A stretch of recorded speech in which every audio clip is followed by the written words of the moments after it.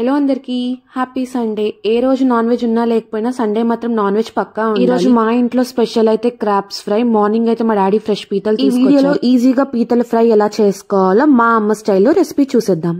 First అయితే 1 kilo పీతలకి 2 onions 2 tomatoes తీసుకొని smooth paste గా బ్లెండ్ చేసుకోవాలి. ఇప్పుడు ఒక పాన్ లోకి కొద్దిగా ఆయిల్ వేసుకొని curry leaves and red chillies వేసి బాగా ఫ్రై అవనివ్వాలి. అవి బాగా ఫ్రై అయినాక దానిలోకి జింజర్ గార్లిక్ పేస్ట్ వేసుకొని పచ్చివాసన పోయే వరకు ఫ్రై చేసుకోవాలి. ఇప్పుడు దీనిలోకి మనం ముందుగా తయారు చేసి పెట్టుకున్న ఆనియన్ టొమాటో పేస్ట్ వేసుకొని బాగా కలుపుకున్నాక ఇప్పుడు స్టవ్ ని లో ఫ్లేమ్ లో పెట్టుకొని మూత పెట్టుకొని మధ్య మధ్యలో కలుపుతూ ఆయిల్ పైకి వచ్చాక దీనిలోకి కొద్దిగా పసుపు, గరం మసాలా, ధనియాల పొడి, తగినంత కారం, టేస్ట్ కి సరిపోయినంత సాల్ట్ వేసుకొని బాగా కలుపుకోవాలి.